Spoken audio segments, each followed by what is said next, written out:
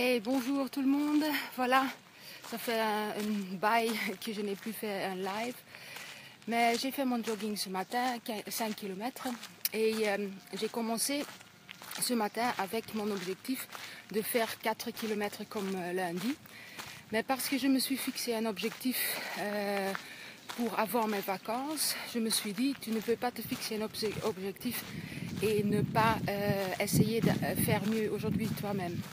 Donc voilà, c'est de ça que je voulais vous parler aujourd'hui. Fixer les objectifs et les réaliser. Je suis sûre qu'il y en a beaucoup entre vous qui fixent des objectifs le 1er janvier. Et en 80% après 3 semaines ne réalisent plus ces objectifs.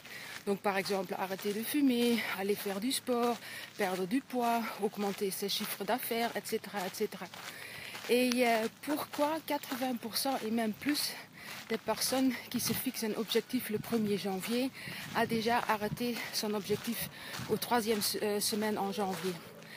Ben, très simple, parce que les objectifs sont souvent beaucoup trop élevés. Donc par exemple, quelqu'un fume 1 ou 2 paquets de cigarettes par jour et veut arrêter le 1er janvier. Ça, c'est pratiquement infaisable. Quelqu'un qui mange souvent pas bien, etc., qui veut perdre 25 kilos avant le 1er mars. C'est peut-être faisable, mais c'est pas très bon pour le corps.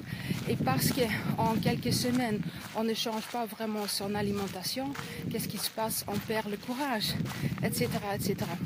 Donc voilà, si on se fait un objectif, il faut le faire beaucoup plus petit. Donc par exemple, je veux perdre 6 kilos en 2 mois ou en 6 semaines, donc 1 kilo par semaine. Ça, c'est faisable. Mais en faisant cet objectif-là, on n'est pas encore là. Il faut aussi faire en sorte qu'on peut réaliser ces objectifs. Et comment on peut faire ça? Par exemple, je veux augmenter mes chiffres d'affaires cette semaine avec, on va dire, 400 ou 500 euros. Il faut faire des démarches pour qu'on puisse réaliser ces chiffres d'affaires. Donc, ça veut dire qu'on doit faire un planning. Le dimanche, on va s'asseoir dans son bureau et on va regarder comment on peut augmenter ses chiffres d'affaires. Donc ça veut dire faire des promotions, téléphoner les clients, entretenir la relation avec les clients, faire quelque chose de spécial dans la commerce ou n'importe quoi.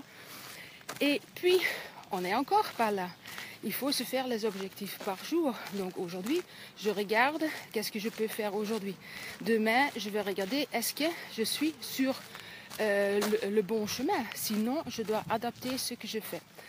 Pour perdre du poids, c'est la même chose. Par exemple, mon objectif, à moi, personnellement, c'est de perdre 6 kilos avant que je parte en vacances, dans 6-7 semaines. Je veux courir 8 km. Donc, comment on peut faire ça pour perdre du poids à une manière qui est durable et qu'on n'a pas l'effet yo-yo après? Parce que c'est ça un grand problème. Une bonne astuce, c'est de faire ses courses pour la semaine.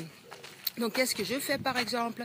Je vous conseille de mettre l'app de Colruyt par exemple sur votre téléphone, de consacrer 1 heure le dimanche à trouver toutes les recettes pour la semaine, de faire les courses chez Colruyt, comme ça il les prépare déjà, d'aller les chercher et comme ça on a les repas pour toute la semaine dans son frigo, dans son congélateur, dans son armoire et on ne doit pas chercher. Parce que quand on fait régime, on a parfois envie de manger des choses qui ne sont pas nécessairement très bien pour arriver à notre but.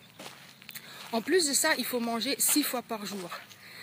Dans le programme que moi je fournis à mes clientes, on mange 6 fois par jour, sainement et on perd du poids durable. Donc ça veut dire 96% des gens qui suivent le programme que je donne à mes clientes ne reprennent plus du poids du tout si on fait le programme convenablement.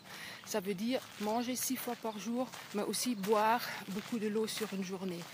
Et de fixer les objectifs. Donc ça veut dire, on fait les courses, on planifie la semaine le dimanche, on se met sur la balance le lundi matin, toujours aux mêmes heures, toujours au même endroit, toujours sur la même balance.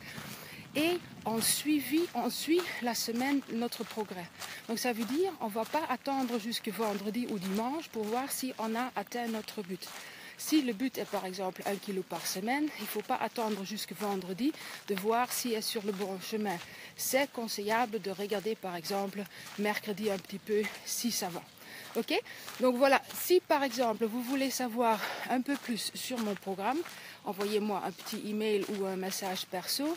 Si vous voulez savoir plus sur comment fixer ces objectifs, comment on peut le faire et comment on peut les réaliser, là aussi envoyez-moi un email et je peux vous aider avec ça. Donc voilà, j'espère que c'était un peu de valeur pour aujourd'hui. Et si vous avez des questions, vous savez me trouver. Allez, bisous, bonne journée, bye bye.